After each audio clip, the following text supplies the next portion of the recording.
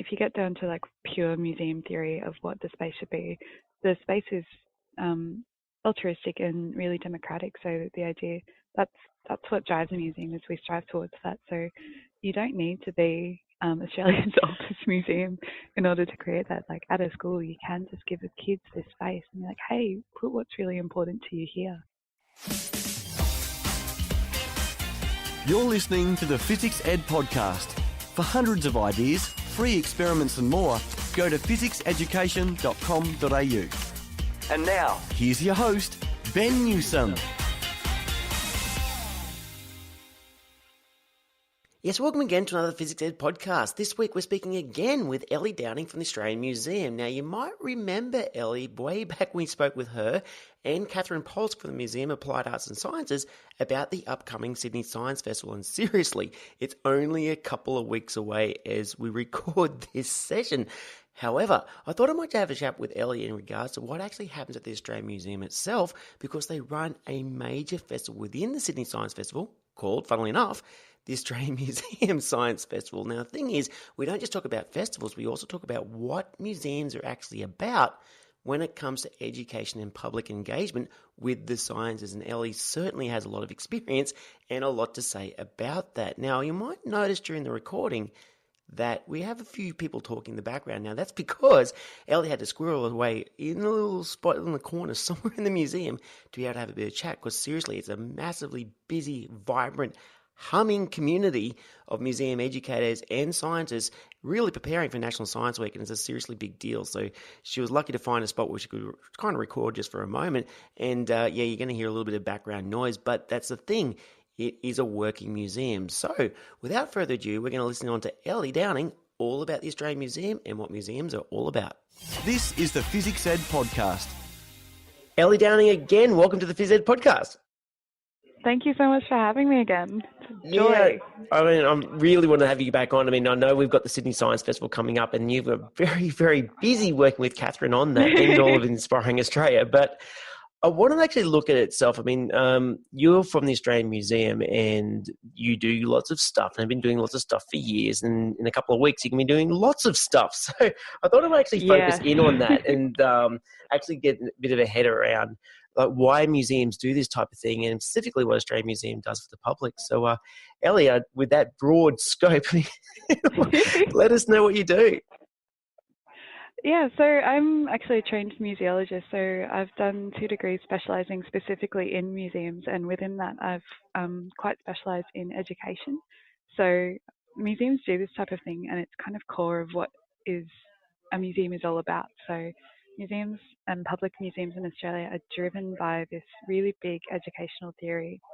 And it's really cool because rather than education like in schools where there's syllabus points and you have to report to a matrix, museum education is about core identity formation. So it's about creating this incredibly safe space for people to explore, to be curious, to ask questions, to have difficult conversations, and sort of test who they are and what they think and their ethics and their principles in a really informed and conscious space. So it's really cool because it's really heady, kind of really big philosophical education things, except the iterations of it are that you get to do fun explosions.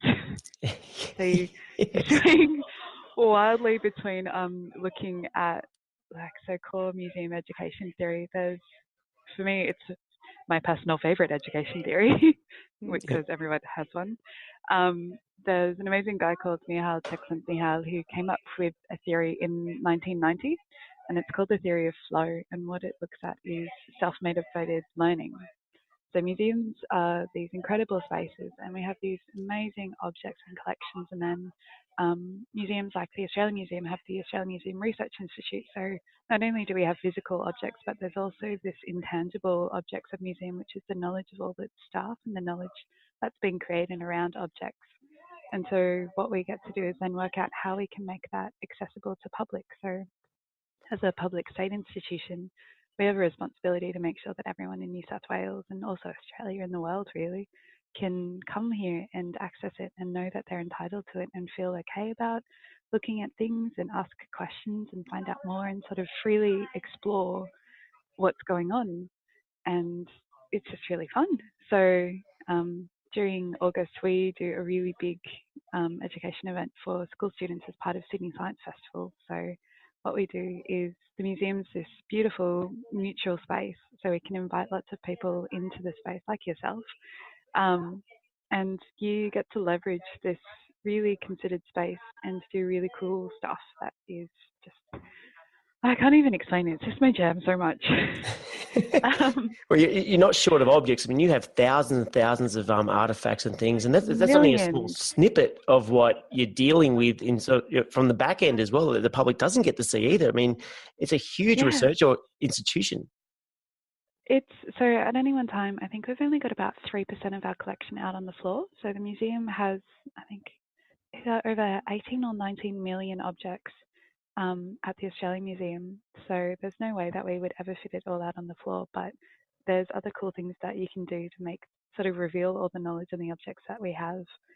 I just had this weird you know, when you often hear about these factoids where people say, oh, your DNA is so long if you pull it out of your cell, and et cetera, et cetera. I kind of wonder, I mean, how long would be a whole bunch of your insects lined head to abdomen all the way around the city? It'd be interesting. I feel like we could get halfway across Australia, even if we just line up all of our malacology shells. Maybe that's some sort of make unit. our way around Australia. It's always like from here to the moon. Maybe that's some form of new SI unit that Recontextualize everything. Yeah, it does. I mean, I think everything's measured in football fields, isn't it? No, we'll change that. We can measure it by the breadth of our malacology collection. Perfect. All right. You can lead the charge. Oh, dear. Well, we can already see this is digressing already. But look, one of the things I want to get into is obviously what museums do and whatnot. But without context, I kind of feel like I want to know why you got into it personally. Like, why museum education? I mean, clearly you're a science buff, but like, why this? I think so. I started a teaching degree, but I found it because I really love the idea of helping people access information. Like, to me, there's nothing more rewarding than like if you can facilitate somebody and they learn something, but they know that they did it themselves. You're not spoon feeding them. It's the look on people's faces, the sense of pride and accomplishment they get. There's just nothing like it. And so I was interested in teaching, and I thought that was a space where I could achieve that. But I found the syllabus quite limiting. So schools and teachers have a really, really hard remit to try and achieve all of this stuff in a really short amount of time within a really narrow framework. And I'm highly impressed by anybody who's a teacher, but it just wasn't the right fit for me. So then I started looking at libraries because I really did hone in on the fact that I like helping people access information. But again, it wasn't quite the right fit. And then all of a sudden, I had no idea until I'd done my library degree and worked in libraries for a year or so that you could do museum degrees. And so I started looking into that because I'd also always had an interest in science, but not really wanted to be a research scientist. And this was just as the science communication field was kind of getting more traction and people were starting to understand a little bit more. And I saw this cross section of science communication and museums, which I thought was a really interesting space. So I did a Master of Museum Studies by coursework, and that was excellent and the best. And I really, really liked the education theory. If you couldn't tell about me, definitely have your favourite theory. And then I wanted to study it again. So I did another research master's, and I was looking at citizen science within the space because again, citizen science is just something I really love because it's quite loose and free, and it's really focused on people as opposed to science that's focused on knowledge and facts. So it's kind of this little bit of a subversion of the framework around how science happens, but it still has the same caliber of outputs, and it's really cool. And then I've just been lost in this spiral ever since. How I exist. It's not quite a tailspin though. No, it's just like this amazing whirlwind of both science communication and citizen science, and arguably even museological theory kind of amping up, and everything's kind of getting more refined, and everybody's working out how everyone can work with one another. So no longer do you have disciplines that sit separately or aren't cohesive. Like, everything's starting to be able to work together, and you can just do incredible projects and collaborate with amazing people. So you can have ridiculously talented research scientists working with me who has 3 arts degrees and no scientific training, and facilitate somebody who then goes on to do like incredible innovation work, or just find a way to do something bonkers that makes a huge difference in the world. It's just the best. Well, I can imagine. I mean, you're at Australia's oldest museum. I mean, it's quite venerable, well known in this area, but at the same time, you've got this vibrant staff doing lots of cool stuff from all these different disciplines. It must be an interesting challenge to sort of sit around a room and go, what are we going to put on next for our next exhibit? I mean, geez, you must have a lot of input from different areas. I mean, it'd be an interesting conversation to listen on if you're a fly on the wall, I'd imagine. Yeah, no, it's really cool. So I think one of the things that is really great is that with anything within a museum, you do work within your specialised team, but everything needs to be able to work together. So we have an exhibition team and we have exhibition specialists who really are incredible and know how to do stuff, but they come talk to education teams, they'll talk to the scientists. Exhibitions will be built around research innovations that have happened or new discoveries that we've made. And so people think that to work in a museum is to already be hyper specialized, but even when you're in this, actually, there's so many different specialties, and you can work across you can just be so trained in one specific thing that you can't work in isolation. Like, you work as a team, and so it's really cool building exhibitions because you do have people who know how to create these spaces that it's really easy for people to move through, to create narrative around how you place objects and the text that you put with it, so it's easy to understand. And then the programs that sit beside it, so it can reinterpret and reimagine what's going on in a different way and make it more accessible. And then the scientists who sit beside that and sort of have this really incredibly high caliber knowledge of what's going on and contextualize it in an academic setting, but also reveal to you the relevancy of it. So it's not just an object that is sitting there that has no meaning to you, but it's impacted your life in some way. We've learned something from it, or we're still learning from it, which means that the way we do something in the future might change, and it's just mind-boggling. Exactly. I mean, like, especially when you think about the interpretive stuff that needs to be out there, whether it's a sign next to a particular artifact or the digital stuff that goes along that, plus the lessons. I mean, you're not exactly just catering for one age group. You're dealing with everyone who can get into the building, whether it's digitally or not. I mean, that becomes interesting. It's almost like sort of creating almost layers of an onion of the same presented in different ways. Yeah, it's really interesting. So, like, this is the core of what museum education theory is about, which is how do you make something accessible to the most number of people. And so at the core of it is lots of education theory talks about the personalization of objects. So how do you facilitate somebody coming in and looking at something which might be quite foreign to their experience in life, but get them to connect with it in such a way that it's familiar to them. So an example would be, for example, a monarch butterfly in a scientific museum would classically be presented in a taxonomical way. So it would be presented as part of the family of butterflies. It would be scientifically explained, the distribution and things like that. But then through public programming, you can reintroduce this new interpretation of it and describe how in the Sydney area during the 1930s there might have been a sudden influx of monarch butterflies, or you can get people to sit back and reflect and think about times that they've seen them, and all these stories might come out about how you might remember seeing them when you used to go visit your grandparents out at the farm. So when you see these butterflies, even though it's presented really scientifically, you've got all these quite personal feelings associated with it. And so the museum's really cool because these things sit together. So as opposed to school where you have the segmentation of science versus maybe family history, in a museum there's space for them to coexist and they're just as valid as each other. And there's not a hierarchical frame imposed on what's more valid. So no matter what your experience or interpretation of the object is, that's really valid and that's great, and there's space for it to exist.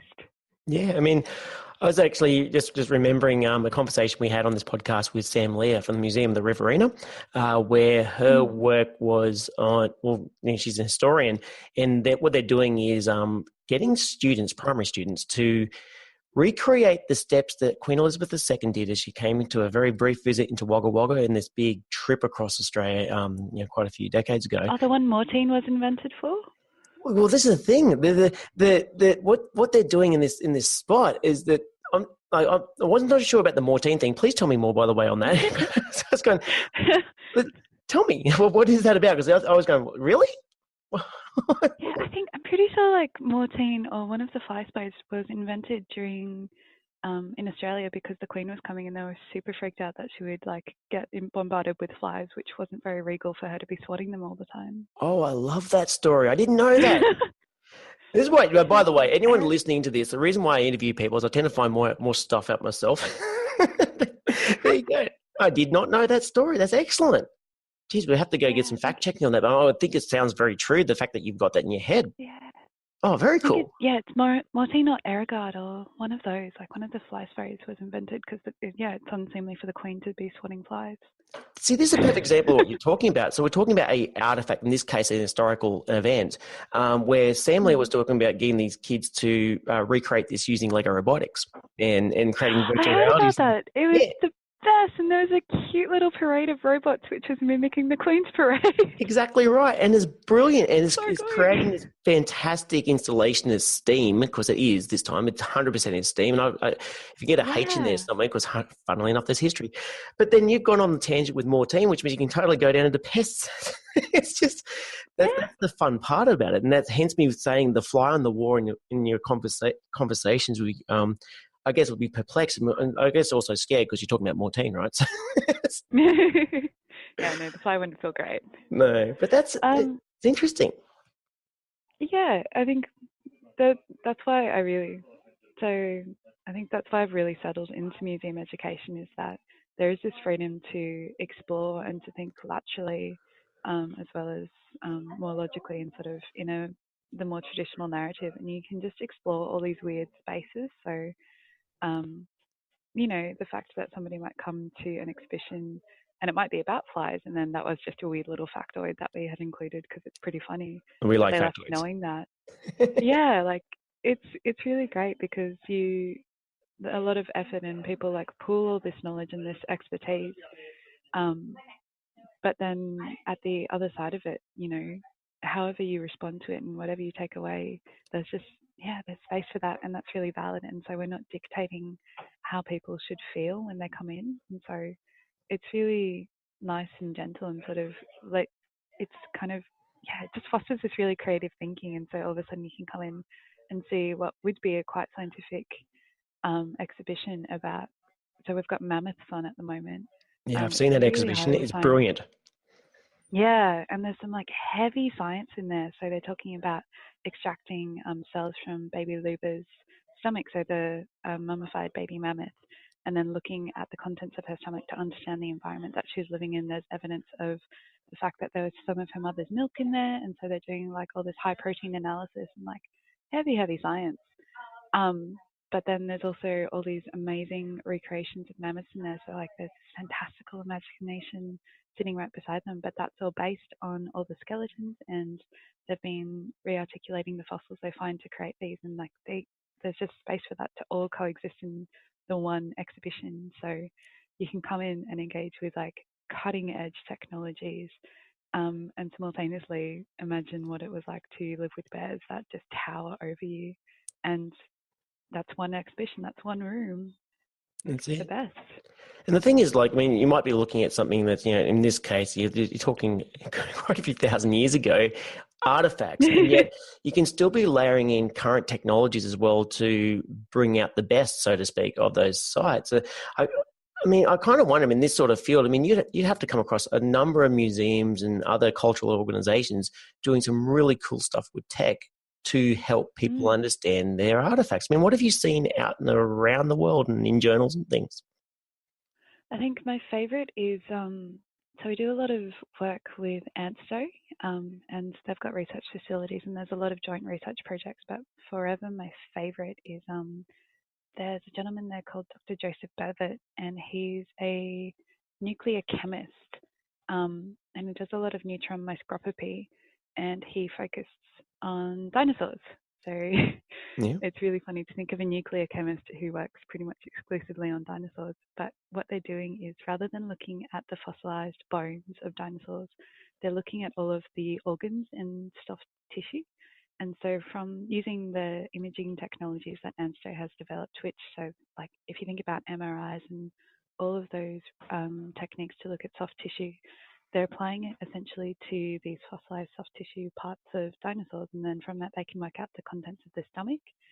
I was talking to him about 1 or 2 years ago, and he was saying that they're at the stage where they can almost work out the blood temperature of dinosaurs based on the fossilized eggs, and like bonkers things like this, where you can just find out all this new information, but the fossils they're working on might have been dug up for 10 or 50 or 100 years, but there's just all this new information coming out, and it's insane.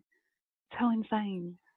Yeah, I remember actually speaking with a student once, and they asked them, I mean, what could a scientist like that get to do? Give me some context, basically, what the kid was basically asking. I said, well, kind of think of it like CSI, sort of, only real and less Hollywood, but it is, because you really are using any technique you can, using the stuff that's in front of you to create new knowledge. It's cool.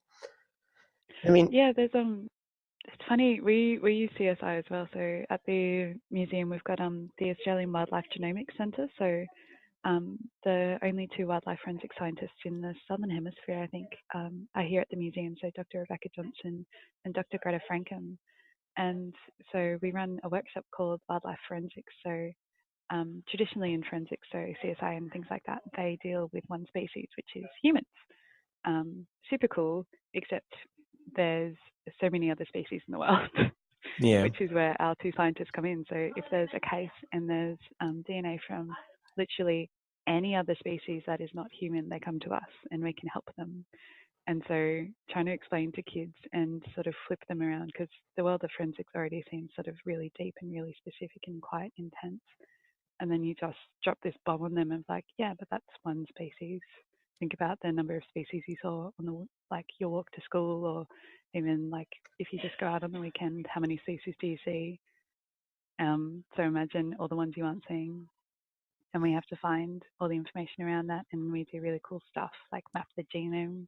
We've just I'm not sure if you saw the paper that's just been released by the museum, just finished mapping the koala genome.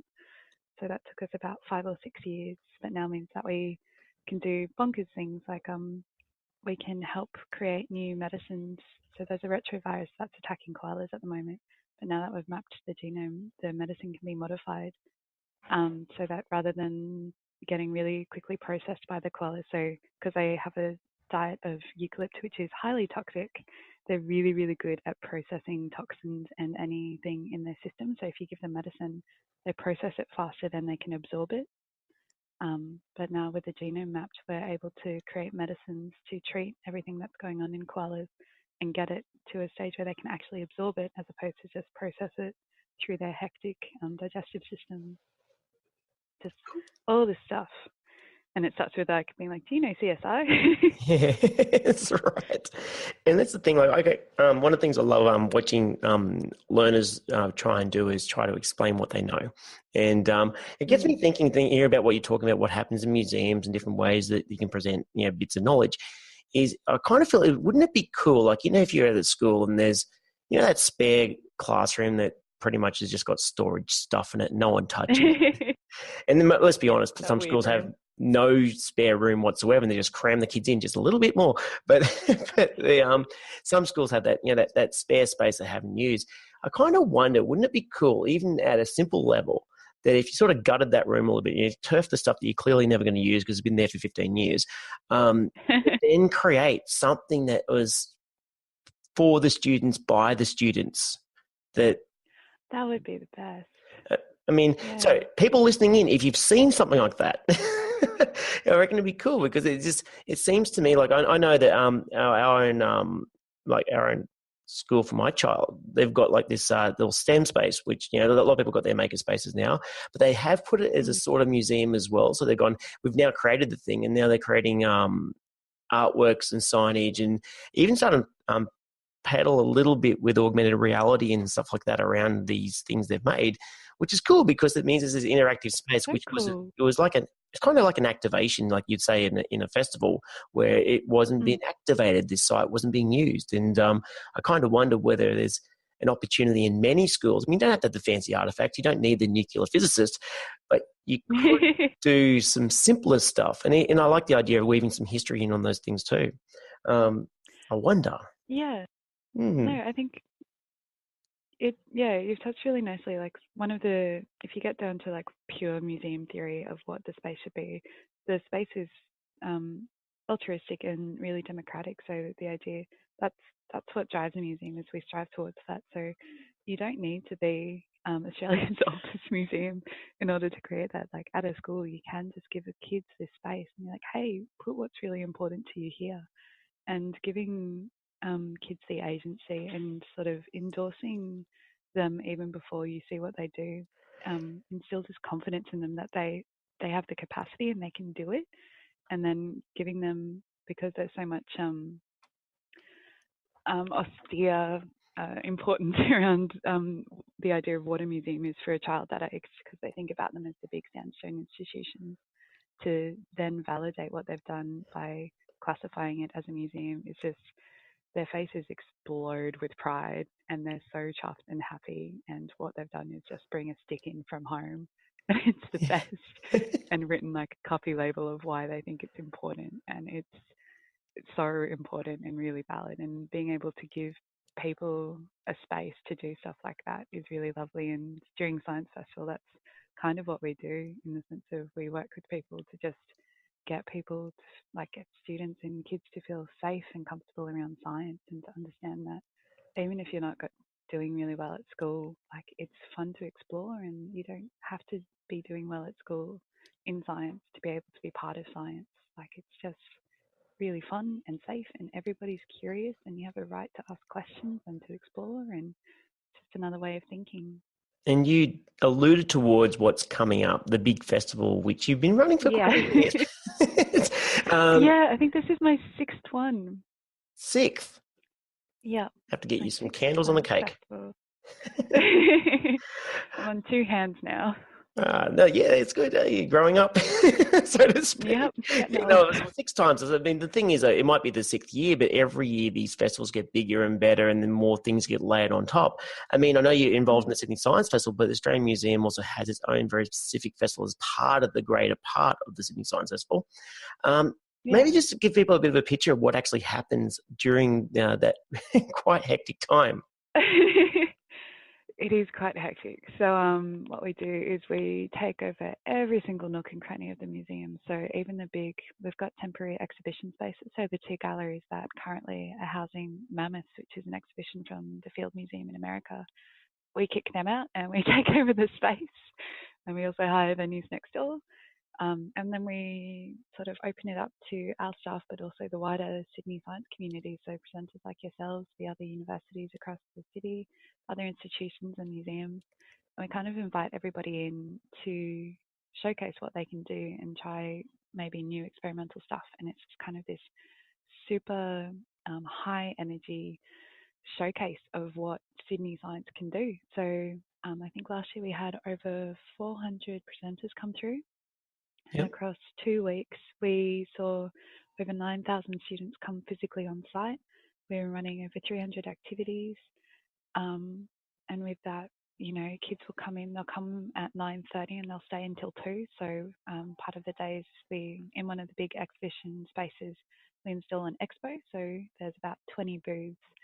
And rather than just paper and people standing there talking, all the booths have incredible activation. So kids get to do the hands-on tactile learning, and they get to have a go at things. And because they're in the museum and because it's not a school classroom, they can sort of do the left of field stuff, and we can do really cool stuff. So because you've got all these specialists and all these experts, it's kind of this next level experience with science that you can't quite achieve in the classroom. So one of the workshops that is always a smash hit is just squid dissections. And literally all they're doing is cutting open squids. But they get to do it here at the museum. They get to do it with staff who are trained marine biologists. and we're able to talk about the squids and show them what's going on and explain why they're so weird and wonderful. And, for teachers, that's really cool because that's something that they might not feel comfortable to do in the classroom. So it's just really lovely. So we get lots of comments that the teachers are learning just as much as the students, and that happens across the board. So the presenters who come in are incredible and they're so skilled, and it's this high explosion of science energy and good time vibes. It's good fun. I mean, I can imagine trying to pull this together like 40 years ago. Like, I mean, you didn't really have that much access to computers because they're too expensive and the spreadsheets and I know, everything. letter writing. Can you imagine just sorting that out? I mean, we are lucky. And I mean, anyone who's in the position where you're in a major institution and considering doing a festival like this, we have so many tools that are available for us.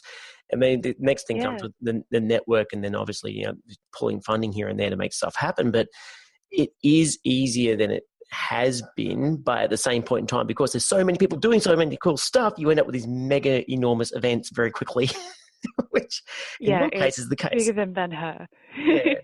Yeah. So there's a beautiful blessed curse, which is we are limited by the size of the museum. But if we had limitless space, I think we could fill it because there's just so much incredible stuff happening, and people are so skilled and talented, and to be able to bring them all together. So rather than running individual separate events, pulling it all together under this one banner, pulling it all together at the one venue means that you just get this incredible experience for visitors who come and just see this amazing cross section of science, technology, engineering, mathematics, arts, like all the other humanities, histories. But then for the presenters as well, we rarely get to see one another because we're just so busy running events. That's true. That's really nice at our level, because all of a sudden we can see what everyone else is doing. We can talk to one another. This is how collaborations come out. This is how we, as a sector, start refining our practice and just kicking it to the next level because we work together. Somebody might have solved a problem that you're coming up against right now, or they might have a problem and you've just got this harebrained idea that could work. Like, it's this really big sense of community, and it's fostering, so for visitors, it's fostering their confidence and their science literacy in the sense of being exposed to scientific ideas, understanding new words, understanding the ethos behind contemporary science research and education. And then for the presenters involved, it's a chance to get to work with one another and see what everyone does and create these standardized practice, or like get ideas flowing or help one another out or find weird and wonderful ways that we can work together, or friendly competition of you did that really good, so next year I'm going to do it even better than you, which means that it's really lovely because it just, everybody, we're an under-resourced field, and we're a field that has a lot of stuff sort of pitted against us, but everybody bands together, and it isn't actually competitive in the sense of we tear each other down. Like, everyone just builds one another up, and it's so beautiful and lovely. And it does work. I mean, I know, and certainly I've seen some other festivals that do this. I mean, Holly was letting me know, I didn't get to go to this. I'm a little bit jealous still. She got to go over to SciFest Africa and participate in that. And one of those things, physics, we go all over the place. But the one of the things that that she was just saying is it was very much a presenter's day where they just presented to each other, which is really cool because that means that you can learn off each other without having to scream off and go run your own event just for a moment in time, which is a good thing. It's also like, even though that you're good and you see the reaction visitors have, being able to talk to one another and validate each other's practices is something that we don't have a lot of time for, and it's just so important. And you might be doing the same thing every day and you kind of know that it's good, but you kind of lose sight of the fact that it is really good and you are incredible and you are very skilled. So being able to create a space where presenters can validate each other's practice is also really lovely. And, we then as a community understand just how talented and amazing we are.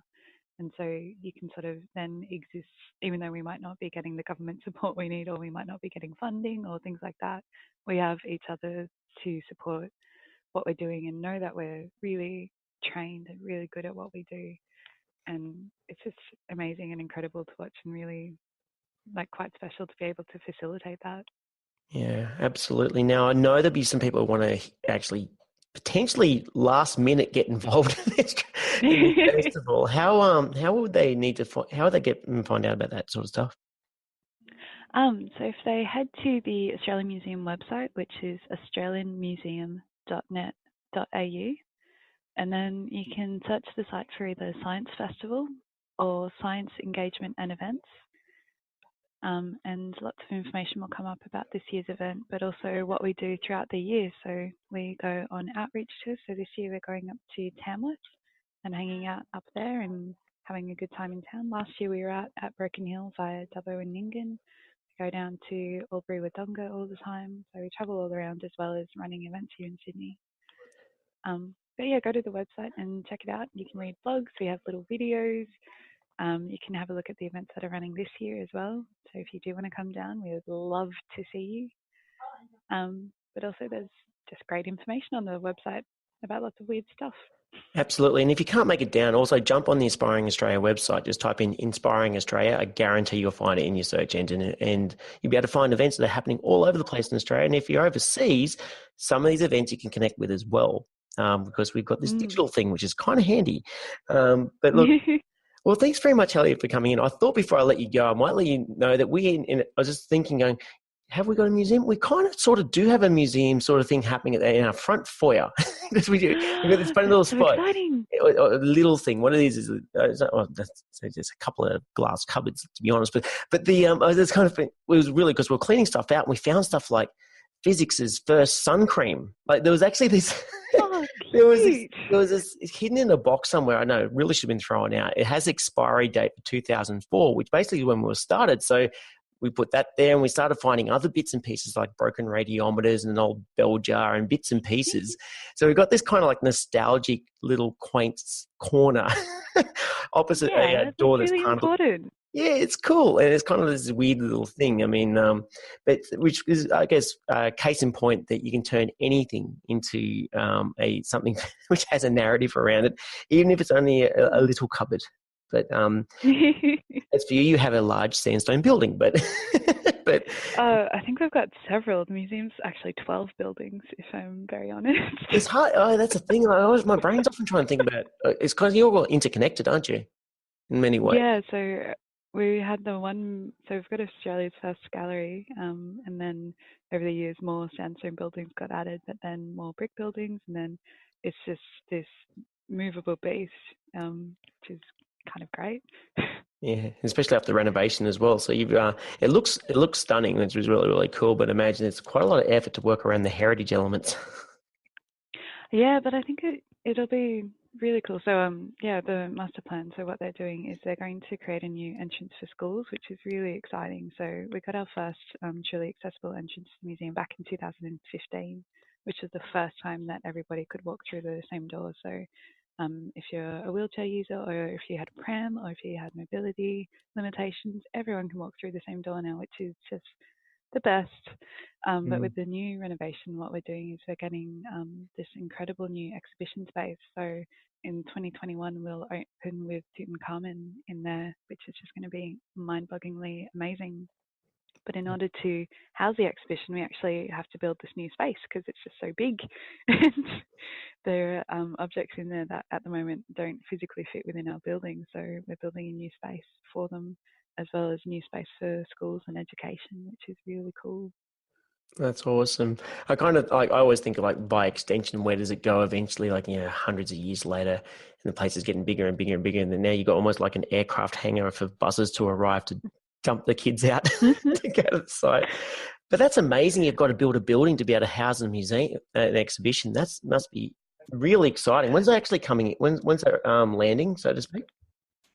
2021. So Very cool. We've got 3 years to get the space ready, and there's all these other funny things. So I think we've got the biggest 3-door lift in the Southern Hemisphere. So to move and bump in for exhibitions, you do need a lot of space to move objects through, or sometimes they have to get built inside the gallery. So at the moment with mammoths, we've got these huge life-size models of mammoths which had to come into the museum in parts and then get built inside the gallery, just because they're so big, and lots of fun things like that which go on behind the scenes. So if you've got young students and they're playing with jigsaw puzzles, say you're training what you're really doing. Oh my gosh, the world of exhibition bumping and people who build exhibitions is just incredible, and they're really, really skilled. So even if you make puppets, there's all the models and the casts that need to happen.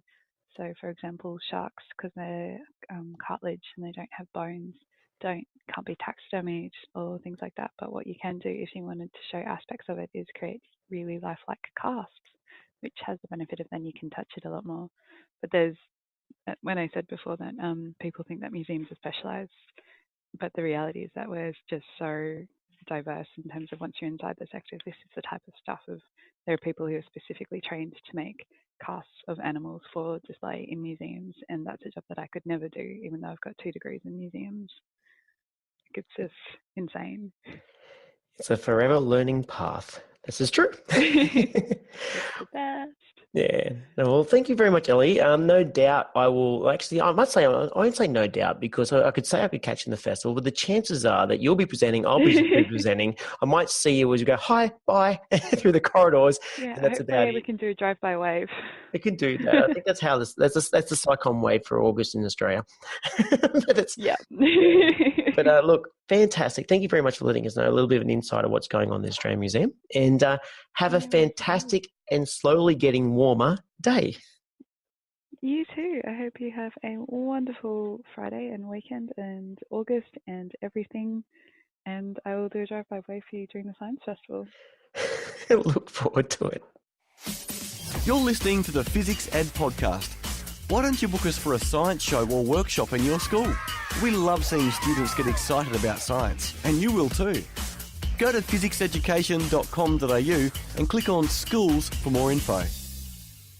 Well, there we go. We were just speaking with Ellie Downing from the Australian Museum, and you can really tell that museums are generally about visitor engagement and experiences that really, truly matter. You can totally hear that. And so if you want to get in touch with the Australian Museum, certainly drop them a line. And I tell you what, if you happen to be in Sydney during the middle of August, the Sydney Science Festival, and in particular the Australian Museum Science Festival as well, are some massively awesome things that you can get yourself into in all sorts of capacities, everything from science in the pub through to science at the museums and everything in between. So look, I hope you get a bit out of this podcast, and I hope if you can get involved in that festival. But until next time, you've been listening to me, Ben Newsom from Physics Education, and you've been listening to the Phys Ed podcast. I'll catch you next week. You've been listening to another Physics Ed podcast. We're excited about science. Subscribe to us on iTunes to download the next episode as soon as it's released. And don't forget, for hundreds of ideas, free experiments, our new Be Amazing book and more, go to fizzics-education.com.au. That's physics spelled F-I-Z-Z-I-C-S. This podcast is part of the Australian Educators Online Network. AEON.net.au